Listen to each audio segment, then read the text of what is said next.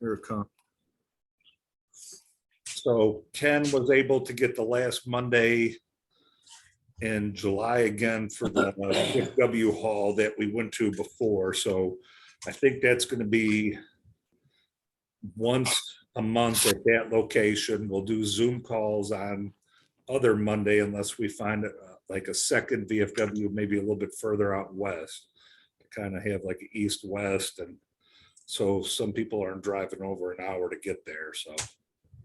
So we'll see how it happens. But Okay. Ken did get that last Monday of each month for us. So I think All I'm right. ready. you ready? I think so. All right, it's all you. Need scissors. There we go. There's scissors.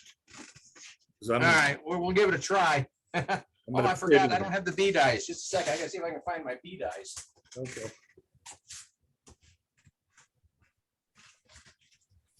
Yeah, there they are right there. Okay.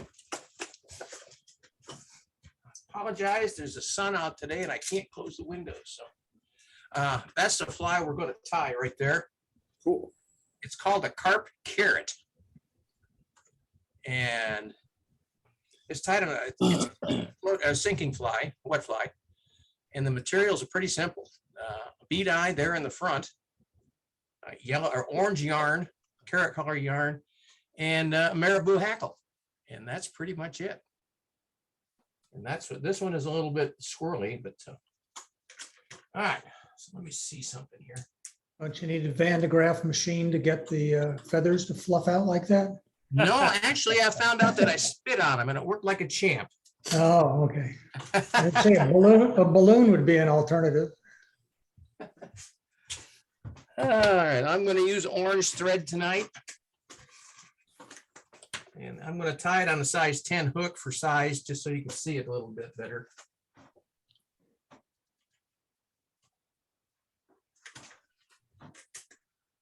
Yeah, that'll work. Is that coming through everybody okay? Or is it blurry or fuzzy or? It's good. It looks good enough. All right, first thing I'm going to do is put on a base coat, of course, with thread. And I started about 2 eye widths back. And I may bump the camera because it's only about 2 inches in front of the hook right now. I'm sorry about that ahead of time. All right, my technique for putting on beady eyes is a little bit different, I think. Or maybe it isn't. I lay them right on top of the hook. And then I make about 4 wraps over the top of it. Pull that down good and tight. And then I clip them off. Let me go get my cutters. Yeah, it's funny, Mick, because here you and I were sitting chatting and I just never even. Come on. Yeah, no worries. You had a lot more important things on your mind. So. There we go. Okay, now I'm going to do some cross wraps like that, and then come back the other way. Straighten it up. So I'm doing X wraps now over the eyes.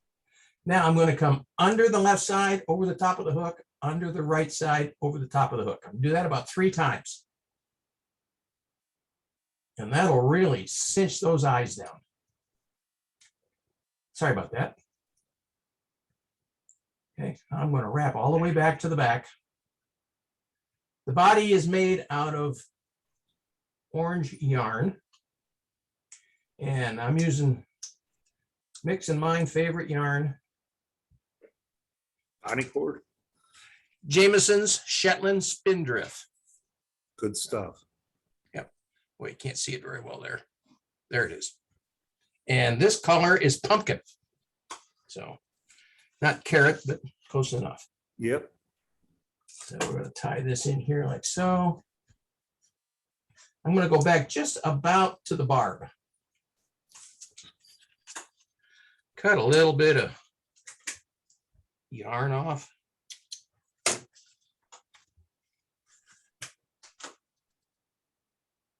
And tie that in.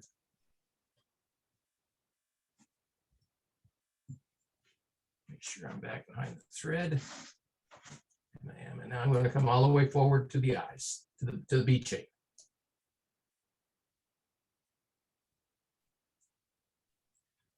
I left this much room in front because that's where I'm going to be putting the hackle. All right, because the camera's so close, let me see if I can find my hackle pliers. There they are. I'm going to do this with hackle pliers. You can also use your rotary facility on this if you wanted to. Nope, I'm not going to be able to do that. Okay, so let me just start wrapping this. And these are tight wraps. And I may have to go over this twice to get the body that I want. Let me come back. Oh, come back a little bit here. And then we'll come back forward. Come on.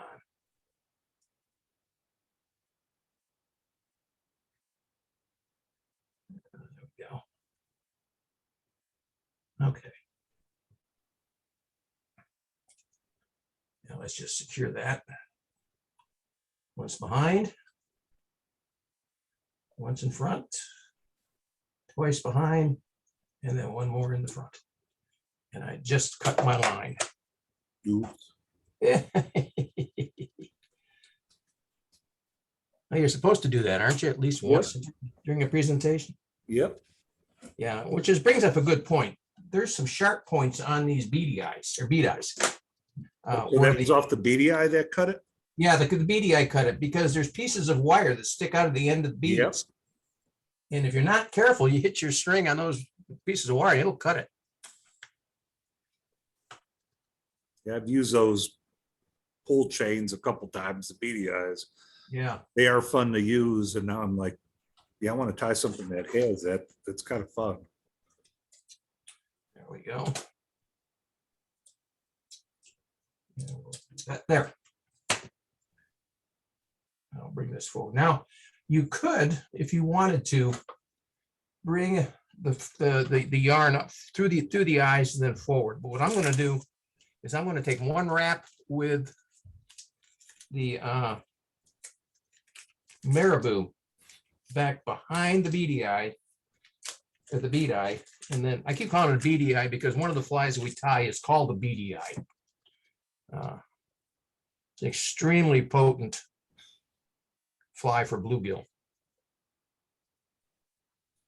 Okay.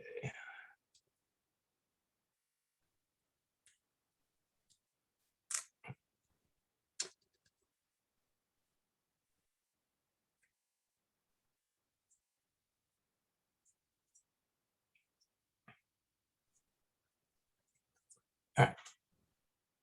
So here's what I'm going to use. Can you see that? I apologize for the sun. I've stripped the feathers down so that I've got a fairly small stem here that I can work with. And I'm not going to do any trimming of the feathers or the marabou yet. I'm going to tie this in right here. Okay, let me just cut that excess off.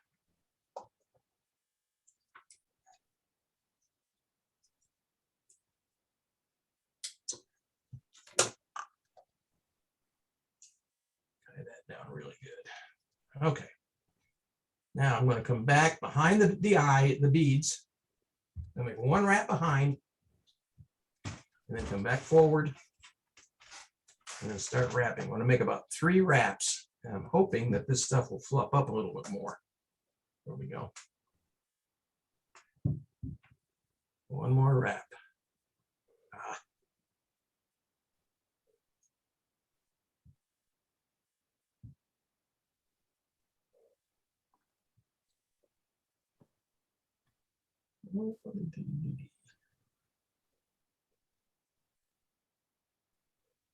Okay, so we'll tie it, cinch that down. Come here, you. Boy, it just does not want to cooperate tonight. Only when you're on camera. Yeah, no kidding. Okay. There we go. Sometimes I need a little help from my friends. I was going through one of my storage closets the other day and I found an old Sansui 5000X amplifier sitting back there, along with a Marantz amplifier. Okay, we're gonna build a little head here. And now we're just going to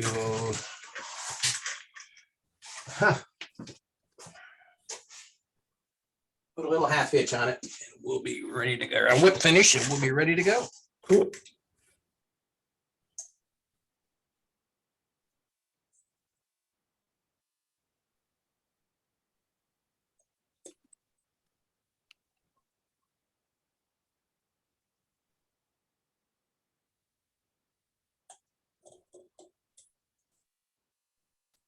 Go. Okay.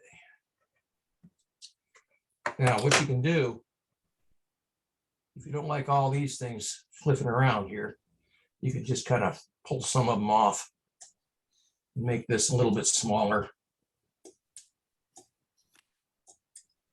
So you don't have quite as much flapping in the breeze. And that is a cart carrot. Very cool. And I have been told that this is an extremely effective fly here in Nebraska. You could fool me since I've never fished for carp. Yeah, I've never fished for carp, and that's why I was going to ask you a bunch of carp fishing questions, but you might not have the answers. Well, I might be able to help because I do run that the Great Plains Bonefish Carp Fishing Tournament here in Nebraska. But well, why don't you go ahead and ask away while I'm trying to round up the materials for the second Cool. fly. All right. And I can't So- even remember the name of it now. Okay, so when you're trout fishing, sometimes you wade in the water. You know, sometimes if you're bluegill or bass, you're from the shore. Uh-huh. Wade in after carp, or is that just another shoreline? Well, to be honest with you, you can do it either way. When we fish McConaughey out in the western part of the state, we fish both from the bank and from the shore, or from the wading. Okay. The other, I'm just kind of going down the line. So that'd be your first thing is you could wade or go from the shore. Yeah. I know they're bigger fish. And so I'm thinking, you know, it's generally you're not going to use like a 5 weight. So you're kind of going up in size. What size, you know, fly rod would, you know, combo would you use? Well, I'll be honest with you. Most of the folks out here fish with a 5 weight. Okay. Like And as far as they that get- weighting goes, I was out there a couple of years ago yeah. at the tournament, and the guy I was with, he actually just did his wading in sandals, believe it or not. Yep. 'Cause a lot of the carp will get in and around the growth and stuff in the shallow waters. And we just kind of stalked through that shallow waters, and you'd look and you'd see the back of the fish after you kind of got an idea of what you were looking for. A little bit of their dorsal fin, back of the fish.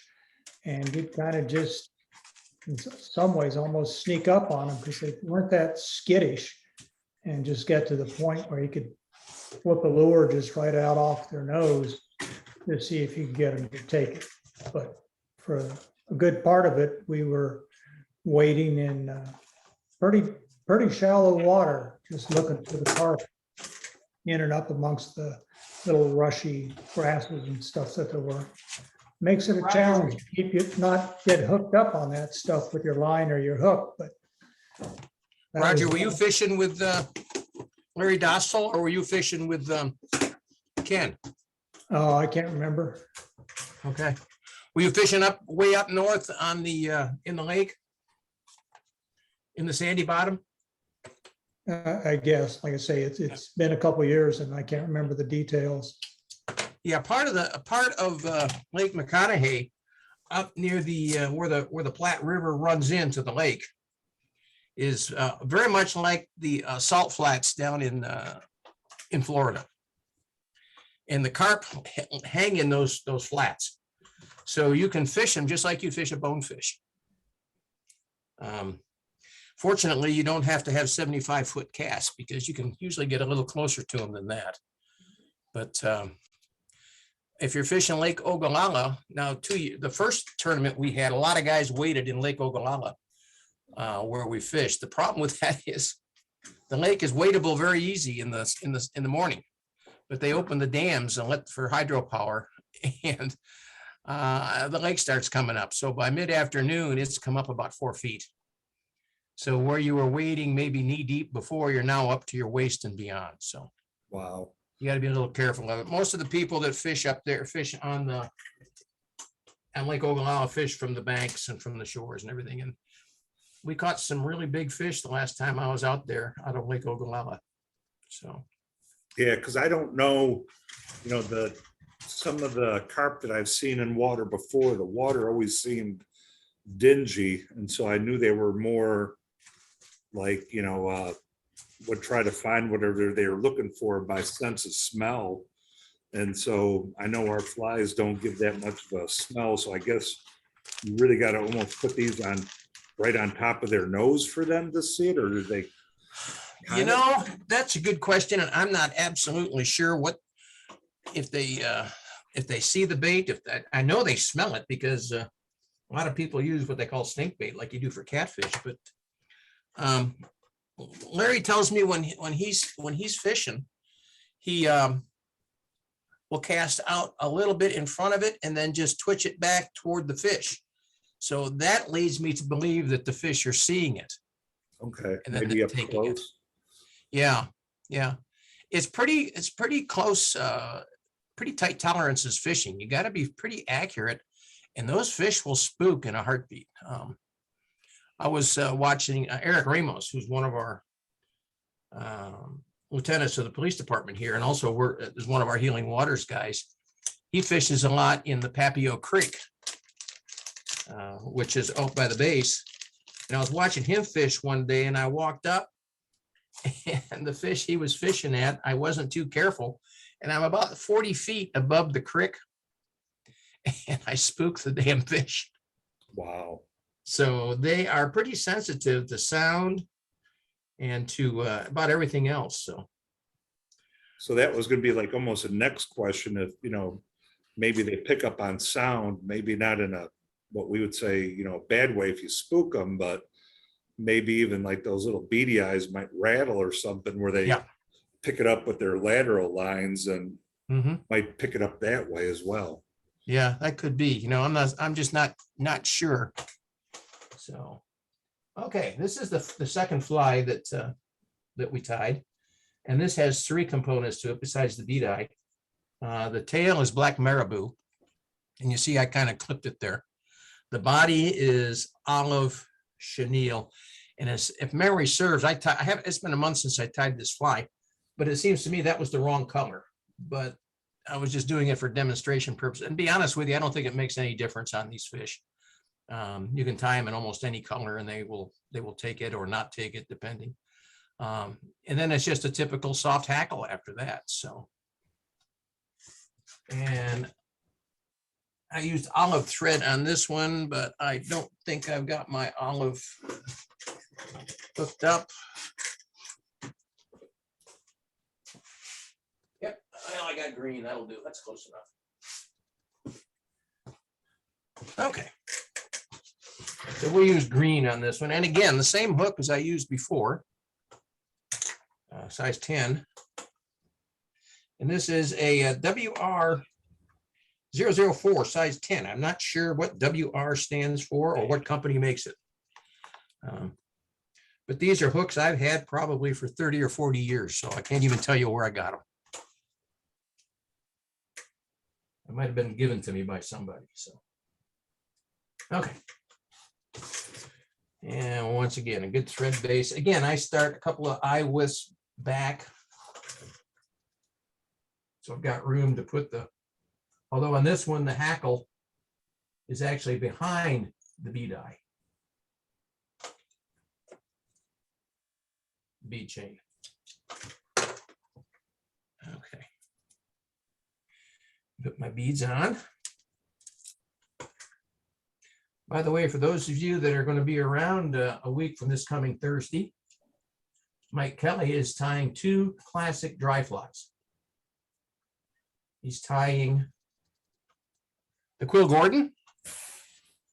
And for those of you that have been around the fly fishing game, the fly tying game for a while, probably heard that name before. And he's also going to be tying a mosquito. And while I'm clipping this off and I'm chatting here, I'll tell you that the very first trout, the very first fish that I ever caught on a fly rod was a brown trout in the Black River outside the back gate of Griffiths Air Force Base in Rome, New York. And in those days, it was 1972. And I had had a fly rod for about 20 years. And I got these eyes too far back, but I'm going to leave them there for now. I'll just make it up later. And again, same thing, over and cinch it down really good. And that really secures that bead good and tight right there. And then go back. But I don't even know where I got the mosquito fly. I've had it in my box for a long time. And I had seen the fish rising. And as a new fly fisherman, I didn't know what to do. So I just kind of threw it at him. I threw it at him about 5 times and I didn't spook him for some reason. And finally, on about the 6th cast, I think he finally got tired of looking at it and just gobbled it down. So I said, that's cool. Okay, let's tie in the tail. And you see that on the, if you saw on the original fly that I had in there, right there, you see that tail's pretty short. It's only about half the length of the hook. So I'm going to tie this in a little longer than that because I want to clip it off a little bit when I get done. And I'm going to do a pinch wrap on it. Y'all know what the pinch wrap is, right? Yep. Okay. Now I'm going to come forward a little bit before I clean this off. Okay. The only problem with marabou is it wants to stick on everything. These bead chain will really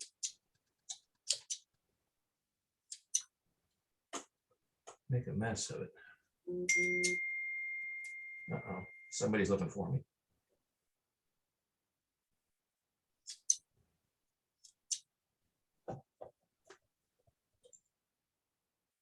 There we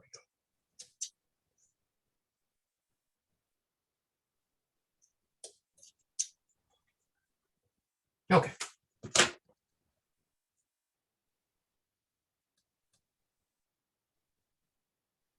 I'll come back. Now I want to tie in the chenille. I want to start that about halfway down between the point and the barb. I'll trim that tail when I get all done. Okay. Tie that in about 3 or 4 loops there. And clean off the excess.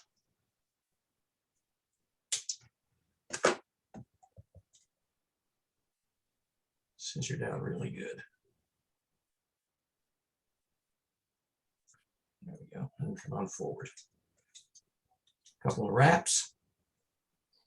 Since I've moved those eyes back a little bit further than I want them, I'm going to bring this up and forward through the eyes and 1 wrap in the front. And I'm going to put this hackle, instead of behind the eyes, I'm going to put it in front of the eyes on this one, just because I feel like it.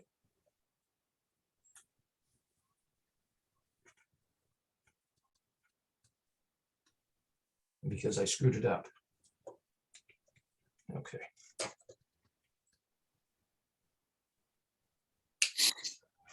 Okay, let's see how that looks.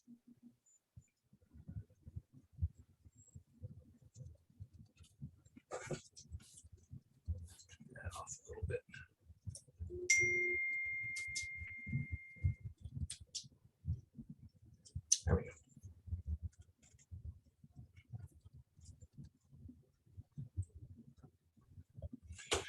All right, I'm going to use Hungarian partridge for the hackle. And you can see here, I splurged and bought the whole skin. I probably got enough Hungarian partridge to last me the rest of my life.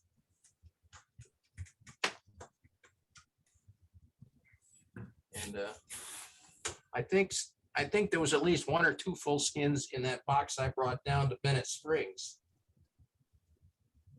So, okay, I'm going to tie this in with the curve down like that, because I want these fibers to go backwards, not forwards like you do in a dry fly. So put that in there like so. Get rid of this piece.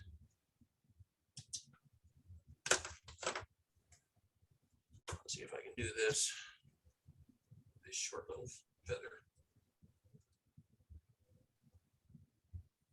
There we go. So we'll just start wrapping this once. I think I can get one more wrap out of it. Yeah.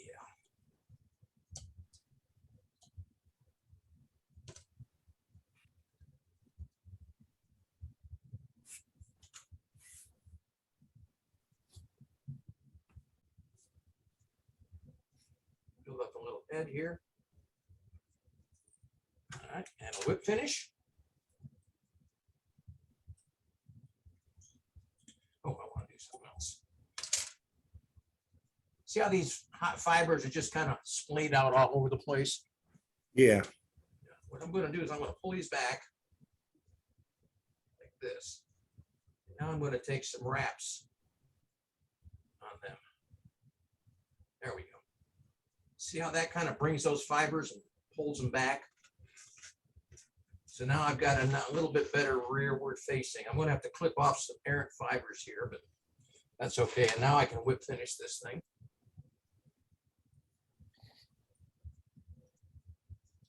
Two, three, four.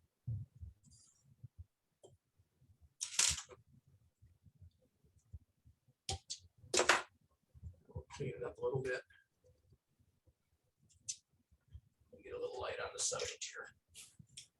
The sun's gone.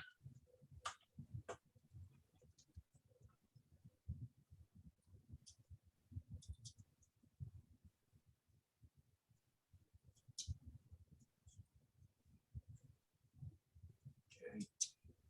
And now I'm going to just grab this tail. I'm just going to pitch off some fibers here.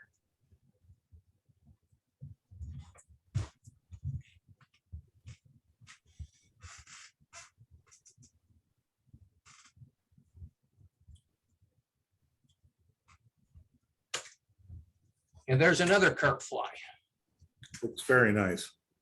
Well, it's not as good as I would like, but you know what? It'll catch fish. So Yeah, it will. I wouldn't enter it in the fly tying competition, but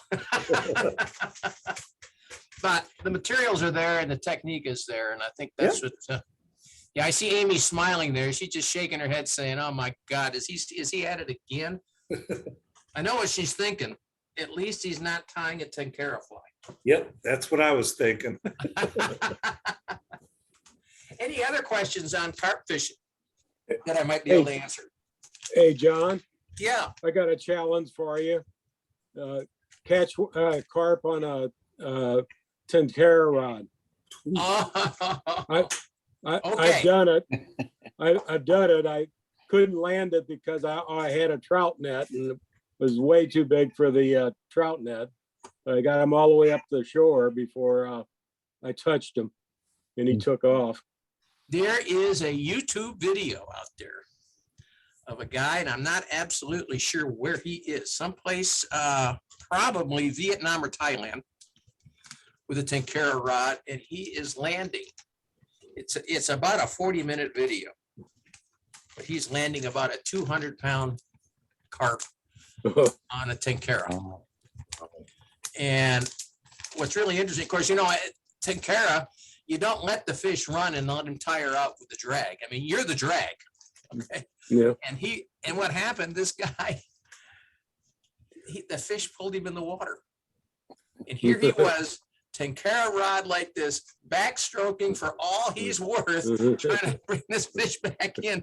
And the fish was stronger than he was. His friend has finally grabbed him, and between the two of them, they got him back to shore, and he landed that fish. It was unbelievable. But yeah, I believe it. You know, I mean, Yeah. I think if I got a carp on a tenkara, I'd cut the line. It was me. Break the rod. But I just Yeah, I'm wanted to surprised see you if I didn't break the could, tip. Huh? I just wanted to see if I could get them up close enough. And I got them all the way up the shore, and then that was it. What pound tippet were you using on that thing?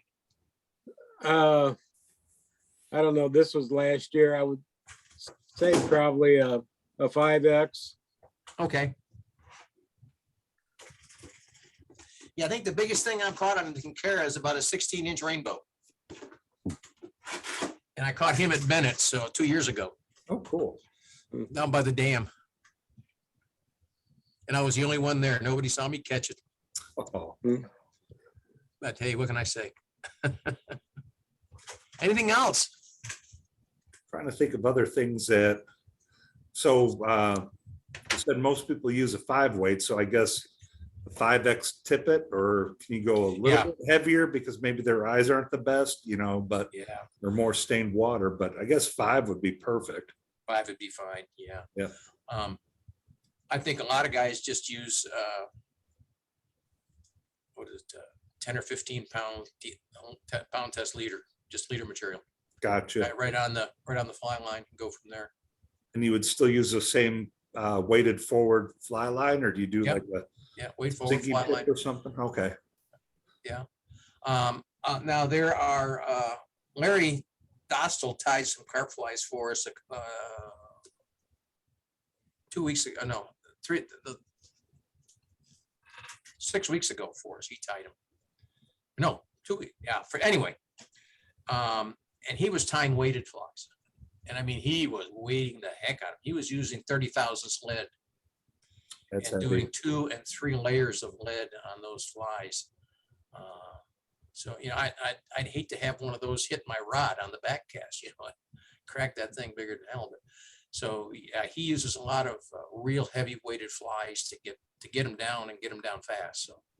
So basically you're kind of fishing it as almost like a jig, or you put it under an indicator, or No, no indicators that I remember those guys using, but they just put it out there.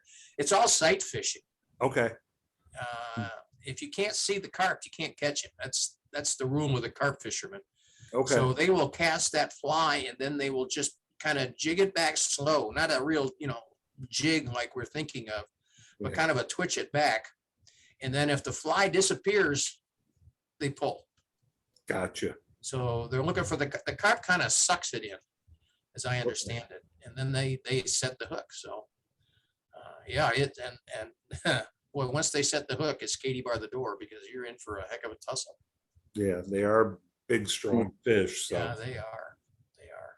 But they're a lot of fun to catch, I've been told. Yeah. So I may actually get a chance to do some fishing this year. We've only got, I think, 5 veterans signed up to come to the bonefish tournament. So, and I think we got 10 guides are going to be there.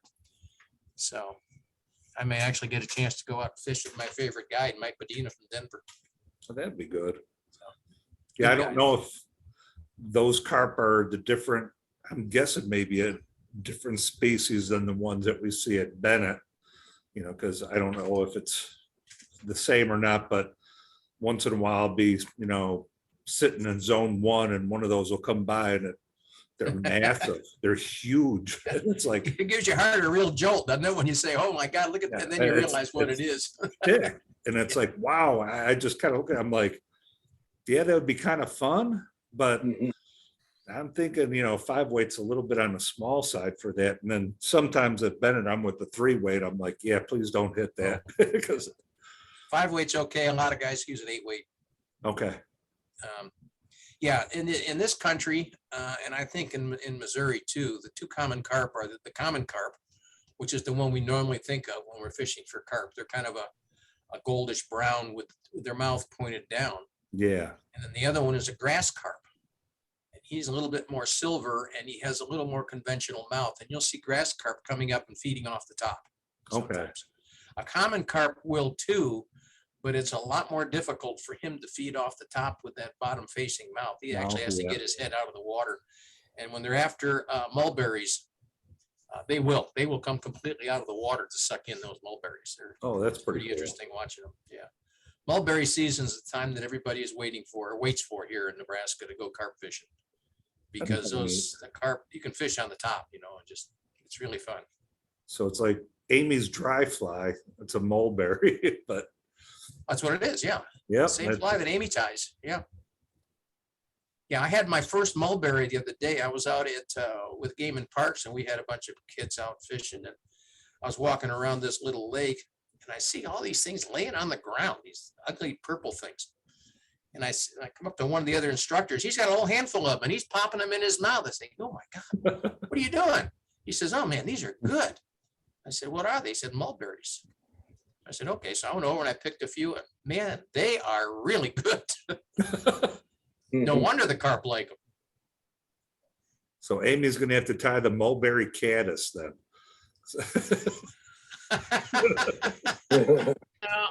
I'll give you the egg pattern in a mulberry. All right. Yeah.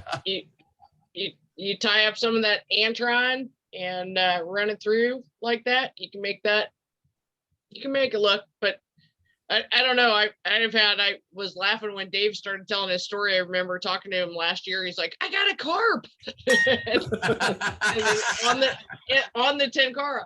So, and I've had one this year. I love all the information you were saying, John, is great, because grass carp look prehistoric, right? Yeah. I mean, they move different. They actually go up and Yeah. down. It looks kind of like Loch Ness, where you're like, what is that thing? Yeah. And then you have some other carp. You can find them around here, and mostly a lot of the warm water, they sit kind of along the edges and banks up at De Pere Park. You can find a lot of carp up there, and those things are 3 feet long on the standard, not a grass carp. And all of a sudden, if you're casting real close to the weeds or anything, and you just wake them up, I don't know what they're doing, but all of a sudden you just see everything go crazy. Yeah. So, they've been kind of fun. I think that's equivalent probably to Terry and I catching gar last year. I don't want to Yeah. touch one. I don't want to touch one. I interesting thing- admire them. I admire them from afar. But I've had interesting thing one about- this year, but it was nothing to write home about. I think that fish was more surprised than I was. But they are fun. But bass are playing real well right now. Are they? The interesting thing about carp, of course, they're not native to the United States. They were imported by I believe it was the German population when they came over, and they were imported as a food fish. I had no Yeah. idea. Yeah. And there was a restaurant here. They just recently closed, and that's all they served was carp, called Joe Oh. Tess. And we have things here called Carp Fests, where we go out and we fish, and that's the only thing that, and Game and Park sponsors them. That's the only thing that you can catch are carp. And they've got chefs that are there at the Carp Fest, and people that will clean the fish, prepare it properly, and cook it for you. And I'm here to tell you that when it's properly prepared, carp is pretty darn good eating fish. I've had Says it. everyone who doesn't eat fish. Yeah, and I don't. I hate fish, but I've had it, and I like tuna fish and things like that. But I had some canned carp, and I thought I was eating tuna fish. I had some fried carp, and I thought it was walleye. I mean, it was really quite tasty. So, I don't know. I've got to rethink my hatred of fish food. You just have to bring it straight from the water and put it on the grill. Yep. And I think you're that's, or however, but it's straight. It's not that, but I think it is funny because it's just a whole different fishing pattern, Mhm. just for what you think you're going to go with. And you're right, John, when you were saying, I actually think they pick up a lot of vibration. Yeah, I think So so as too. you're walking up, I actually think that they pick up on that more so than even shadows. So if you're getting too close and all of a sudden you just see a bunch of mud, you just Yep. scared off carp. Okay. But they're actually down on the Merrimack area, more up on the Merrimack here near St. Louis, over at Emmenegger and Simpson Lake and things like that too. You can come up on some carp. I haven't caught mine there. Mine was a silly one out of De Pere, which I pulled it up and went, "Are you kidding me?" And I think he had the same look for me. But it was fun. But I think that it is something where they surprise the heck out of you because they do pull. Yeah. But Yeah. and no, I think it's great for everything on that. I would like to try in the spring. Our mulberries have already come and gone for So St. ours, Louis. Yep. Yep. And I think it is something to try those again on some Antron, on just floating, add a little bit of that and a little bit of green and just do it like your egg pattern, but just run that, make it real crazy. Okay. And it would be know, kind of cool to do that, or with deer hair. I think You you know can those little really, tiny ones, those little egg patterns you were talking about, Amy, were the real Mhm. tiny ones that are only about 1/8 of an inch across. If you made about 10 or 12 or 13 of those on one hook and put them around the hook, that would really look like a mulberry. and between that and foam, I also think Yeah. you could do that too. Yeah. I don't know if you guys have seen that or not. It was used on a couple different, but it's like the head, you cut them into strips. And I think if Yeah. you did that inside kind of some purple, some black, Yep. and then just layered them up your hook. And I think you Yeah. could go on the large size too, which would actually help on that and no weight to it. But I don't know. We'll have to have a night of fruit tying. See what we Yeah, can there come you up go. with. John's Yeah, already I got like the that. I carrot like that. covered. We'll have a fruit tying tie off. Yeah. In fact, I found out how to make, you can put up to, Mick, did you know you can spotlight up to 9 people on Zoom? You could do what? You can spotlight up to spotlight, 9 really? people. Yeah, in fact, spotlight me and spotlight yourself. Watch what happens. It's really cool. This is what we're going to do. I'm going to do a tie off on Tenkara flies, Mike Kelly and I. Okay. Yeah, I was gonna say for a tie off. I'm just gonna add a couple more people. You're coming in. I Okay. see that. And when you go to spotlight them, it says add to spotlight, doesn't it? Wait, okay, it says spotlight for everyone. I don't know. Okay, do that. I don't know what spotlight is. That's it right there. And then you can go to somebody else and it should say, and right click on them and it should say add to spotlight. There you go. There, So is it kind of Got like hitting or? Roger spotlighted. Hey, Roger. I'm spotlighted. Yeah, you got us both spotlighted. That's very good. Now Amy's spotlighted too. Yeah, I had it. She started laughing, so she got it. She's not talking though. You're muted, Amy. I am muted. I was gonna say, and then I think everybody can tie like simultaneously as well. Yeah. Yeah, that's what we Very cool. plan. That's what we want to do. We want to tie a Tenkara fly. We'll let Mike tie at the same time I'm tying, and we'll tie the same fly. Mike will talk and I'll talk, and then he'll talk and I'll tie. I don't know. We don't know yet what we're gonna do. We're just crazy people trying to Oh, put it's something fun. together. Yeah, no, Yeah. that's kind of neat idea. So Very cool. Yeah, Al Beatty showed us that. So I'll have to get on He's got all YouTube. and- He's got all the tricks. oh man, I'll tell you, he and I have been working together on Zoom. He's getting ready to build a Zoom studio in his home. And one of the problems he has, I wish I had this problem.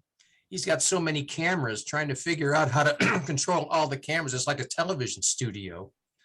One of the guys that's on it has got 8 cameras that he runs in his Zoom productions. He has about a $2,000 board that he uses to control all of his production stuff with on it. He's got a 60-inch television on his wall, and all that thing does is keep track of what cameras he's got on. Wow. It's crazy. You know, But you do a good video too, though. I mean, your videos are good that you put on Facebook for Omaha, where you have the background and you're talking. I'm amazed. It's like, wow, how are you doing that? I mean, it's really neat to watch your videos. what we do is it's all done with something called OBS Studios. Okay, For example, I'm gonna go to my my fly cam right now. So let me just, there we go. I did that with one click in Okay. OBS Studio. I turned my head cam off, turned this cam on. Okay, now I'm gonna go back, one click. Now I'll go to the intro screen, one click. yeah, See, there's the intro screen from last week's. yep, that's, It's really easy when you figure out how to run OBS Studio. The biggest problem we've had with OBS Studio and with trying to do this with these webcams is the USB ports.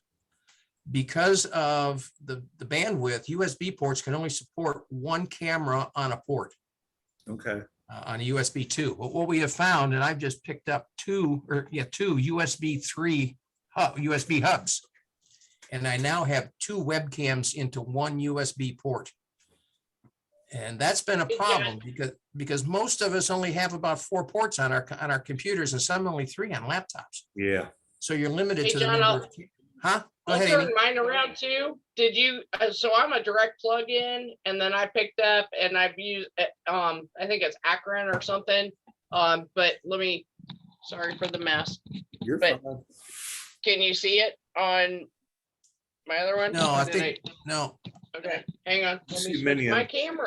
Speaking of which. let me pin that camera. But so I found with the port, and then I do a direct plug-in so that I am not on Wi-Fi. I don't have to rely for everything pulling from my Wi-Fi. And it's made a huge difference on the videos. Oh, yeah. But then you can pick up these ports. The ones that I have up in my office are 7 ports coming through, Okay. and I can run multiple cameras off. But the direct plug-in here is a key thing. And Absolutely. you won't drop your connection either.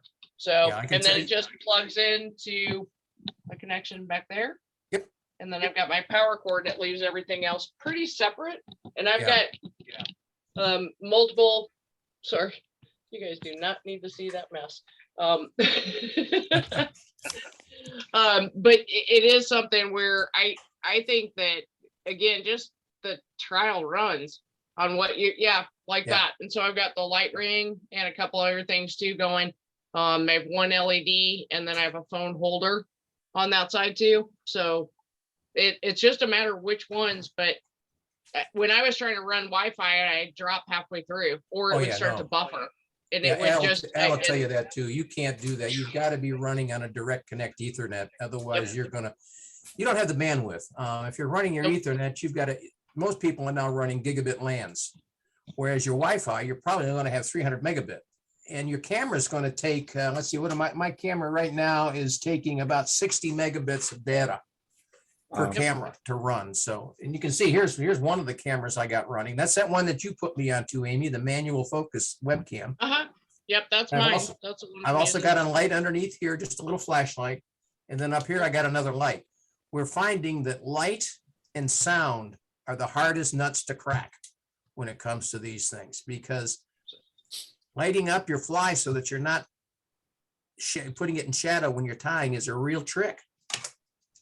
Well, and there's a lot of, and the kind of cool part too is you can find some of the different, just from the lighting aspects of it, because of the different, blogs or whatever you want to call them now Yeah. that people are doing.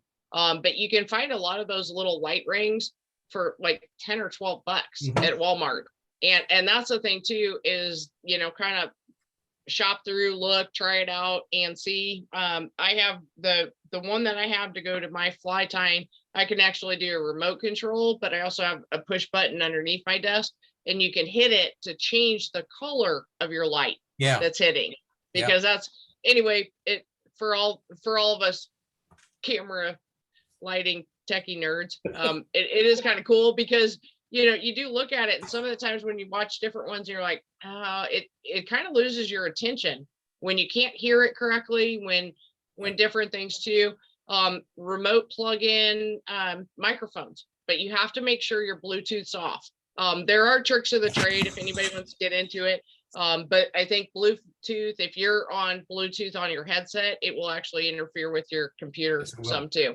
And then There you it'll can see- cause that There's my buffering. microphone right there. That's a USB mic. It's about a $70 mic that I bought. And I also bought this guy here, which I use when I'm doing remotes. This is a wireless mic. Yep. So, and that runs on Wi-Fi. So it doesn't run on, and it's a narrow band. So, yeah, I tell you, there's so much to this. Well, we've been doing it now, what, Amy, 2 years? I don't, Mick set it up. It's his account. I I think we pushed him 2+ years now. Oh, Yeah, yeah, exactly. but it's fun. I enjoy it. I didn't even know what, like Amy showed, that you could go through an Ethernet and then USB. So I know what I'm doing on Amazon in about 10 minutes. So, And I have this actually for upstairs in my office as well. And I have a plug-in with my microphone, and I don't wear a headset all day. So I can just talk straight into Yeah. my computer, and usually doesn't get too many issues. But no, I went through my living room where everything comes in, went straight through the basement, ran it to where I needed to, went right back up through the floor. But that's what I do all day. So I had to make it that way. Other than that, they sell the connection cords, and then you'll get another adapter, Mick, that it plugs right in. So it's like the old phone jacks, yeah, and it plugs into that old phone jack kind of thing right into your USB. So you have kind of a, it carries all of it, but in your port, it comes with that too. And pretty inexpensive. I mean, it just really isn't bad to have it, but I don't drop calls. I mean, that's my thing, is I can't be halfway through something and then all of a sudden have it gone. Nick, the other But thing you need to do is you need to be able to find your switch. So you need Yep. to be able to find where your circuit is coming into the house, where your cable company is bringing your service in. And then Plug it find right out in. from there it probably goes to your Wi-Fi router. yeah. Which should have some ports in the back. You run the cable out of there directly into that little telephone, like plug in your computer, and you're off to the races. and it I don't know if you just can it see helps this. because so many times that we've had, you're on Wi-Fi and you're like, how many bars?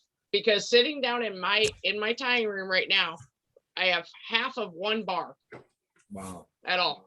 And so it is, because it's an old house, right? I have steel walls. I have a couple other things that, you just can't get through.